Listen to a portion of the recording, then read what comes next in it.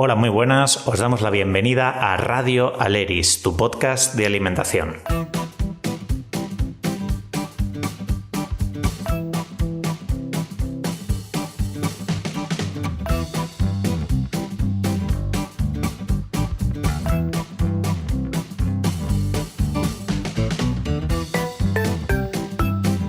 En Aleris somos profesionales con especialidades muy variadas, con una vocación particular por el mundo de la alimentación, la salud, la cocina y la divulgación. Nos une la curiosidad por la nutrición y las ganas de compartir lo que hacemos. Y nos nutrimos del saber de todo el equipo para reinventar la manera de trabajar y actualizarnos cada día para poder explicar en consulta qué se debería comer según cada persona y su situación.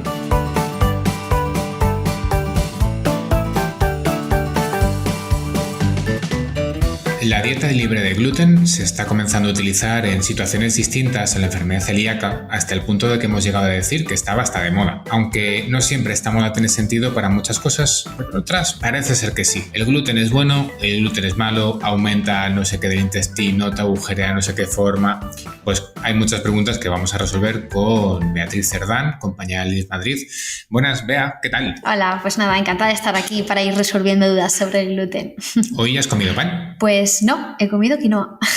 Vale, la quinoa es libre de gluten, es un pseudo cereal, en este caso libre de gluten. ¿Pero el pan lleva gluten, no lleva gluten? Lleva gluten. Bueno, depende qué pan estemos consumiendo del tipo de cereal, porque por ejemplo, no sé, un pan de trigo sarraceno, en este caso no tendría gluten, por ejemplo. Aquí ya tenemos la primera cosa, ¿no? No todos los cereales tienen gluten, sí tienen gluten, pero bueno, vamos a empezar por el principio. Tengo la sensación, Bea, que ahora hay más personas con celiaquía que antes. ¿Esto soy yo o esto es verdad? Esto es verdad. La celiaquía al final es una enteropatía de las más frecuentes en el mundo occidental.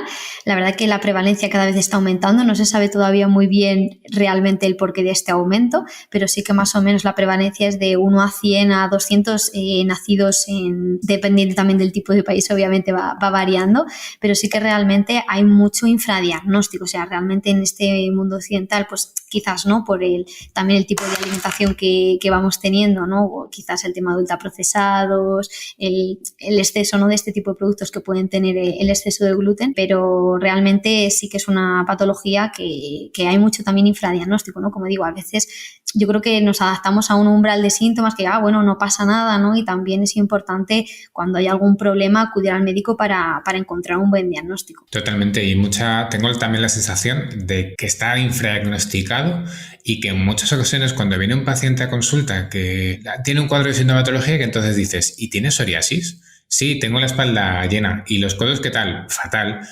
¿Caspa en la cabeza? Sí. Y dices, ostras, ¿y te han hecho el descarte de celiaquía? ¿Qué? No, nunca. Me han mandado al dermatólogo y ya. Y es esta gente que cuando le haces IgAs, cuando planteas rascar un poco más allá, resulta bueno, me ha pasado, no siempre, pero me ha pasado en ocasiones que, pues sí, mira, tenías razón, soy celíaco. ¿Y ahora qué hago? Pues bueno, no te preocupes que queda margen de mejora por hacer. Me parece bastante curioso.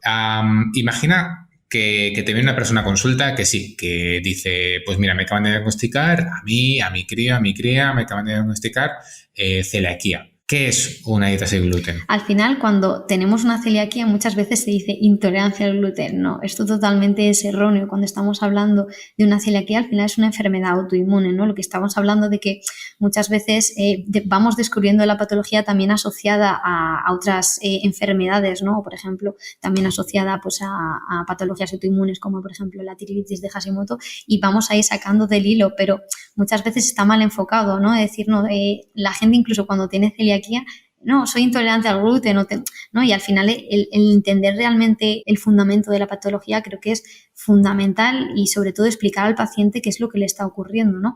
Al final la celiaquía, como os he dicho, es una patología que está en aumento y fíjate que al final se estima que hay de 5 de cada 10 personas sin diagnosticar realmente de este tipo de patologías, y muchas veces cuando se hace, por ejemplo, la genética, que es una prueba para ayudar a este diagnóstico de patologías, la genética te puede decir si tienes ese riesgo, pero por ejemplo hay mucha población a nivel de España que puede tener esa genética positiva y luego no desarrollar la celiaquía. No desarrolla enfermedad, efectivamente, que me parece curiosísimo también. Pero volviendo a este momento, esa dieta libre de gluten, ¿por qué la definimos? ¿Cómo la definimos? ¿Por exclusión? ¿Por inclusión? Es por exclusión, claro, es una dieta de exclusión. Exacto, al final la dieta sin gluten, como decimos, normalmente dependiendo del tipo de paciente pues, y del diagnóstico, que normalmente principalmente lo vamos a aplicar en pacientes celíacos, aunque bueno, hay en otras situaciones que se puede intentar llegar a aplicar, pero realmente la dieta sin gluten consiste en eliminar los cereales que tengan en sí el gluten, que es una proteína, aunque no es el gluten en sí, sino realmente cuando hablamos del gluten están las prolaminas y las gluteninas, que esto es un poquito más concreto, pero bueno, para simplificar los alimentos que tienen gluten estamos hablando de trigo, cebada, centeno, espelta y también algunos híbridos de estos cereales como es el kamut y el tricale, que son menos conocidos. La avena en sí no tiene gluten, pero sí que puede a veces limitarse o sobre todo se recomienda que se compre libre de gluten porque el problema aquí viene con la contaminación cruzada porque se puede moler con otros cereales que tienen gluten y aquí cuando empieza un poco el caos de no tiene gluten pero tiene trazas y todo este tipo de problemas que también a los celíacos pues les supone un mundo, la verdad, el poder identificar todo este tipo de problemas. Esta etiqueta de libre de gluten, incluso de trazas, que es la espiga barrada, ¿no? Exacto. La espiga barrada de la FACE que certifica que un producto es libre de gluten. Entonces, Bea, esto que hemos escuchado alguna vez sobre que el 1% de las personas con celiaquía también es intolerante a la avena o celíaca respondedora a la avenina de la avena, ¿eso es un poco mito o cómo está el asunto? Realmente eso es un poco sobre todo por eso, o sea, es uno de los cereales que todavía se tienen muchas dudas, realmente como decimos el gluten se separa en prolaminas y glutaminas, concretamente la avena estaríamos hablando de la avelina, ¿vale? Que es esa proteína que desencadenaría esa reacción,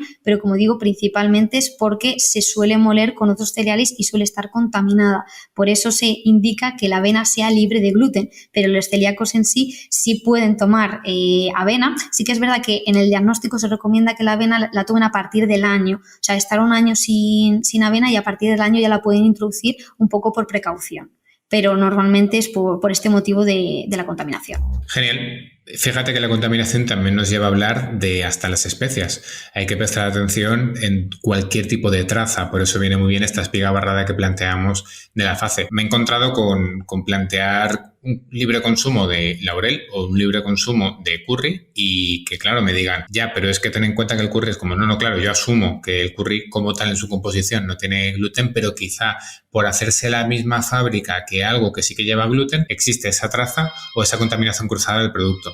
Fíjate que tontería entre comillas, pero que luego no es tontería, es súper importante porque sí que estamos incumpliendo la dieta libre de gluten. Sí, totalmente. Al final, cuando estamos hablando de trazas, como decimos, al final esto es un poco caos porque es que todo puede tener gluten. Normalmente también mucho las industrias, ¿no?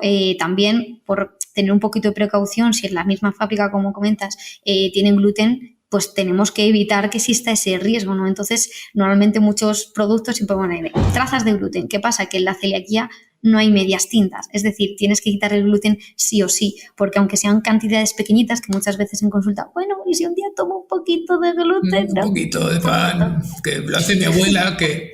No, es que no hay grados de celiaquía, no, es que yo soy un poquito celíaco. Eso de un poquito celíaco, ¿qué es? No. Aquí estamos hablando que si soy celíaco tengo que tener una dieta estricta de gluten, porque realmente aunque tú no lo notes, a nivel de tus vellosidades intestinales se pueden atrofiar igualmente y cuesta mucho al final recuperar esa mucosidad intestinal que esté sana, ¿no? que esté adecuada.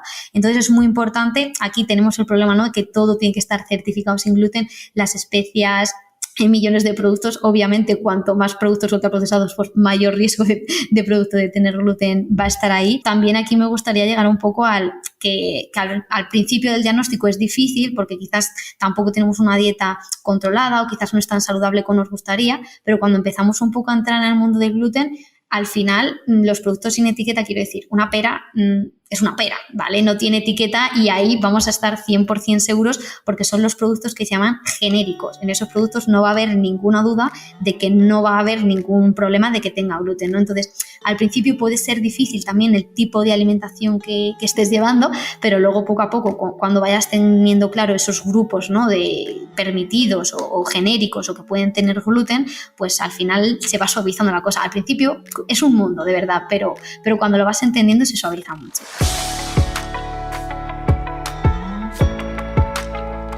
Y vea, tú que ves pacientes que sí que tienen que tomar alimentación sin gluten por sus circunstancias patológicas, sea celiaquía o cualquier otra patología cuya dietoterapia pueda partir de esa base, ¿no te da la sensación de que hay gente que se retira el gluten un poco por moda? Incluso, por señalar una muy concreta que he visto publicada incluso en medios amarillistas, hay gente que se quita el gluten para perder peso. ¿Esto tiene algún tipo de sentido? La verdad es que se ve mucho, desgraciadamente, pero sentido bien poco. Realmente esto es un mito, que comas gluten o no te va a hacer perder peso. Esto puede ser una consecuencia derivada de un poco lo que hemos comentado, ¿no? Es decir, si yo tengo una alimentación basada de alimentos ultraprocesados, la mayoría de los productos ultraprocesados van a tener gluten, o muchas de las harinas que puedo consumir van a tener gluten. Entonces, muchas veces se asocia esa pérdida de peso al gluten, pero no tiene nada que ver. Realmente es porque estás eliminando de tu dieta un montón de alimentos que son de por sí de malísima calidad. El gluten es una proteína, al final no va a afectar a tu pérdida de peso, lo que importa es el conjunto de alimentación y qué alimentos estás incluyendo en tu dieta. Por lo tanto, quitar el gluten para perder peso es totalmente absurdo. O si, no sé, quitáramos el gluten por quitarlo o por modas, realmente... Incluso al contrario, ¿no? Me quito el gluten porque es malo o porque, ¿no? Si tienes alguna patología que te afecta, por supuesto lo vamos a eliminar, ¿no? O incluso otro caso que nos puede dar, ay, madre mía, tengo que quitar el gluten, me va a pasar algo. No, o sea, el gluten es una proteína sin más, pero para nada es imprescindible. O sea, realmente si fuera así, todos los celíacos no existirían, ¿no? Totalmente, no podrían subsistir porque les faltaría algo muy claro, si fuera insustituible, ¿no? Como un nutriente en concreto, como un micronutriente tipo pues el hierro o el magnesio, pues costaría un poco más. Fíjate que aquí, por simplificar lo que planteas, mucha gente que se quita el gluten o que plantea, no, es que me he quitado el gluten para perder peso. Claro, si te quitas los bollicaos, si te quitas los curasanes, si te quitas las palmeritas, que están muy ricas y además pues no son de la mejor calidad, lo que menos me preocupa de eso es el gluten. O sea, si te quitas las palmeritas del desayuno o las magdalenas del desayuno porque llevan gluten y nos preocupamos de que tienen una grasa de mala calidad, de que no tienen ni un gramo de proteína, de que tienen un montón de azúcar añadido de la peor calidad, de que la harina es de la peor también calidad porque es harina refinada con mucha probabilidad. Fíjate que el gluten, ya ni aún lo he mencionado, ya se me van 4 ingredientes o 4 circunstancias mucho más relevantes para la alimentación general que en concreto el gluten.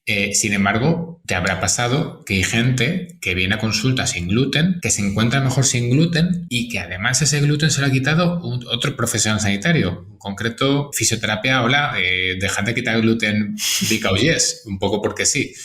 Obviamente no lo hace todo el mundo, pero sí que me parece curioso que es un ámbito sanitario que pasa mucho. Y la gente refiere que se encuentran mejor articulaciones, que se encuentran mejor de inflamación, que se encuentra menos hinchada, pero cuando rascas, esa gente, el problema quizá es que al quitar el pan del desayuno, incluye un yogur, o al quitar el pan de la comida, mete más espinacas, o al quitar el arroz mezclado con otro cereal con gluten, por X, resulta que te sienta mejor esto. Pero claro, si tu dieta es mejor comer piedras que incluir la cantidad de pan que incluyes, pues claro que mejora la dieta, porque metes un alimento que no te está aportando nada, pero no porque estés quitando más o menos gluten. Vamos, a mí me ha pasado muchas veces que cuando sustituyes pan por yogur, si te encuentras mejor no es porque hayas quitado gluten, sino porque sustituyes un alimento que igual densamente, de su densidad nutricional es más exigua, el pan, más que se toma un poco por costumbre que un yogur que puede tener un perfil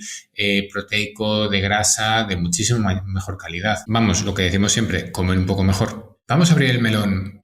Un melón que en familias con celiaquía es como relativamente habitual, hemos visto campañas. Se plantea siempre que comer sin gluten es más caro, pero un poco por lo que comentábamos ahora, ¿es importante comer productos sin gluten? Volvemos a lo que justamente tú estabas comentando, ¿no? O sea, que estamos quitando gluten siempre. Yo lo que quiero destacar es ¿por qué estás quitando gluten? Realmente volvemos a lo mismo, si tienes un diagnóstico, ok, perfecto, vamos a quitar el gluten porque te sienta mal y tienes un diagnóstico, que aquí también hago un pequeño inciso, o sea, antes de responder tu pregunta, muy importante lo que comentabas de no quitar el gluten previo, a lo mejor aunque tenga un problema digestivo, antes de hacer un buen diagnóstico, porque porque imaginaros que yo estoy intentando averiguar si tengo un problema con el gluten y resulta que me lo quito y luego voy a hacerme las pruebas y claro, no estoy comiendo gluten y eso puede generar que me dé un falso negativo, ¿no? Porque necesitamos comer gluten. Eso es muy importante. Entonces, el hecho de comer productos sin gluten, ¿no? Que hacías esa pregunta, es importante, depende en qué momento, ¿no? Si aunque sea tenga algún problema, estoy comiendo productos sin gluten porque realmente a largo plazo a lo mejor lo necesitas, estupendo, porque necesitas tomar productos sin gluten porque te va a afectar a tu patología. Pero si tú notas que los productos sin gluten te van mejor, pero no tienes un diagnóstico, cuidado con tomar productos sin gluten si no tienes un diagnóstico que te pueda generar luego problemas para la hora de detectar qué te está pasando. Volviendo al tema de que son más caros, por supuesto, estamos hablando de cuando hablo en general de productos sin gluten, buscamos productos sin gluten de calidad, es decir, una pasta sin gluten, no sé, un pan de trigo sarraceno sin gluten, con cereales, pero yéndonos a galletas sin gluten, a galletas con gluten, obviamente van a ser más caras, pero es que ahí, como dices, lo que menos nos importa es el gluten, es que es un producto de mala calidad, es decir, que sea sin gluten no va a ser más sano, ni te va a hacer perder peso, ni te va a hacer pues tener una alimentación de mejor calidad. Quizás te haga encontrarte mejor si realmente eres celíaco y tienes un problema con el gluten, pero realmente no es imprescindible tomar alimentos sin gluten. Ya hemos dicho que es una proteína que no la necesitamos, pero ojo con basarnos toda la alimentación sin gluten cuando quizás notamos que nos sienta mejor sin gluten, pero es muy importante hacer un buen diagnóstico, que esto me gusta siempre dejarlo muy, muy claro. Y claro, que son muchas veces más caros. Aquí también la industria pues aprovecha un poquito, ¿no? También en este tema de marketing comercial. Pero es que lo que tenemos que hacer no es tomar productos sin gluten, sin, que al final siempre nos vamos al sin. Nos tenemos que ir a productos que sean de calidad. Una pera no tiene gluten, ¿no? No sé. Sí que es verdad que hay que tener mucho cuidado con las trazas, pero irnos al producto realmente, a la materia prima, que es lo que realmente nos interesa. Totalmente. Al final, el problema que tienen los productos sin gluten, como unas galletas o como una magdalena, es que siguen siendo galletas y magdalenas. El único pro puede ser que en el caso de un contexto alimentario muy específico, por ejemplo, es el cumple de unos amigos, de unos amiguetes del cole, entonces para que todo el mundo coma galletas, si hay un par de personas en clase o en el contexto tan concreto que tienen celiaquía, para que todas puedan comer galletas, elegir que todas comamos sin gluten o elegir que haya también galletas para estas personas sin gluten. En un contexto muy controlado donde sepamos que ese producto no va a suponer un pro a nivel de salud, que si supone un pro es a nivel de convivencia, de connivencia de circunstancias sanitarias, pero no es más sano y, como siempre, y esto no creo que sorprenda a nadie, va a ser mejor fruta o va a ser mejor una pera, va a ser mejor verdura, frutos secos, cuidado con los frutos secos embolsados, que tengan la espiga barrada, pero es importante, no es importante comer productos sin gluten, a no ser que la situación lo requiera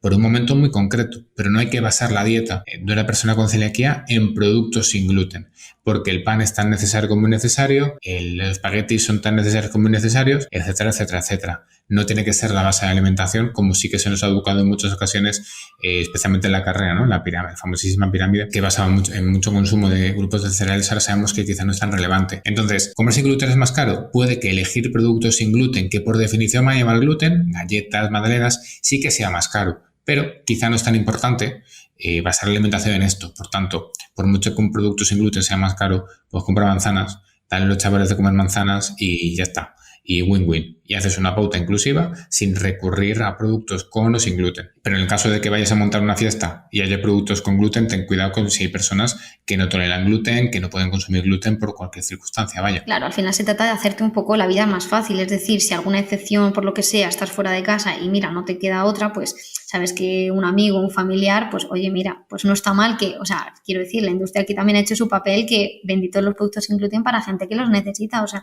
si no sería muy, muy complicado realmente para hacer esas excepciones, pero lo dicho, son excepciones y en momentos puntuales. No porque sea celíaco ya tengo que meter mis galletas sin gluten. Es que, vale, sí van a ser sin gluten, pero volvemos a lo mismo, no son saludables, ¿no? Entonces, bueno, al final hay que, como siempre decimos, mirar el contexto de la alimentación en general y que sea de calidad, independientemente un poco de que sea sin gluten o con gluten, obviamente. Pues antes de terminar, antes de que la gente ya sabe lo que es una dieta sin gluten, ya sabe cuáles son los cereales señalados, buscar la espiga barrada. Hemos hablado mucho de la espiga barrada, pero la espiga barrada pertenece a la FACE, a la Federación de Personas con Celiaquía de España, que tiene agrupaciones prácticamente en cualquier comunidad autónoma. También es importante que si una persona, una familia, acaba de tener un caso cercano de una persona diagnosticada de celiaquía, acuda a esta entidad, acuda a la FACE para informarse. Tienen especialistas, tienen profesionales sanitarias que van a poder ayudarle, dirigirle, llevarlo mejor, educar. Y en el fondo la espiga barrada creo que incluso la regula la FACE, aunque es una regulación europea, aquí en España la regula esta entidad. Es decir, que la FACE va a coger y tiene material además de bastante buena calidad, o al menos yo que no me dedico a esto creo que la tienen de bastante buena calidad. Sí, además tienen muchísima información, te pueden ayudar a aportarte pues eso, incluso cursos o cualquier duda que puedas tener. Obviamente el símbolo de la espiga barrada es un símbolo internacional, indica el exento de gluten. Sí que es importante también tener esa diferenciación, ¿no? El exento de gluten es menos de 20 miligramos por kilo, cuando es contenido muy reducido es menos de 100 miligramos por kilo, y ese símbolo nos va a dar una garantía, ¿no? Además, la FACE también tiene, dentro de que está en España, tiene dentro de cada comunidad, por decirlo así, su asociación, donde seguramente te puedes pues afiliar y te vas a sentir pues más arropado, ¿no? Cuando tienes una patología y a veces te sientes incomprendido, yo siempre recomiendo, ¿no?, que hablar con personas que están pasando por lo mismo que tú, pues siempre pues compartes esas experiencias, te vas a sentir más pues entendido, ¿no? Y que veas que esto no solo te pasa a ti, que las dificultades a veces pasarlas en compañía pues se lleva muchísimo mejor. Y bueno, dentro que tengamos esa espiga barrada o que a veces ponga el producto sin gluten, recordemos que este es el oficial, y siempre también me gusta recomendar que ante la duda de cualquier producto, de si tiene gluten o si no tiene gluten, lo mejor siempre va a ser no consumirlo, eso siempre. Estupendo. Y no podríamos cerrar un podcast como este sin recomendar a compañeras. Estoy pensando en Dani Facio de Sin Glutenismo y el manual de Sin Glutenista, el manual histórico de Sin Glutenista. Maravilloso. Y Dani es una persona que precisamente a raíz de un diagnóstico de celiaquía pues como que reconvierte un poco su vida, ¿no? Entonces también un saludo a Dani desde el podcast. Y si alguien tiene celiaquía o no come gluten por la razón que sea, o en la familia le ha resultado curioso este podcast por lo que sea lo ha escuchado, que sepáis que no tenemos ni idea en comparación con lo que sabe Dani de este tema, así que ya estáis tardando en ir a su página Sin Glutenismo y bueno, abrazarla, estar con ella, seguirla y seguir todos sus consejos. Por supuesto, una gran profesional. Y creo que hasta aquí. Además de contar lo que nos pasa en consulta, también esperamos vuestras preguntas. Solo nos las tenéis que mandar por correo, redes, teléfono. Podéis entrar a nuestra página web www.centraleris.com o podéis buscarnos en Facebook, Instagram, YouTube, Twitter. Y ahí estaremos pues esperándoos a vosotras, a vosotros, a las preguntas, a lo que nos queréis mandar. Recordad compartir lo que compartimos para que llegue a todas las personas que podrían beneficiarse de comer mejor o simplemente de lo que vengamos a contar. No dudes en enviárselo o en contarnos qué te parece esta iniciativa, qué te parece lo que estamos haciendo, y si nos quieres plantear algún tema, pues aquí estaremos esperando. Y por supuesto, si te ves identificada o crees que podemos ayudarte con la idea sin gluten o con cualquier otra cuestión sanitaria, cuenta con Aleris. Estamos en Madrid, Palma, Valencia y también online. Hasta el próximo.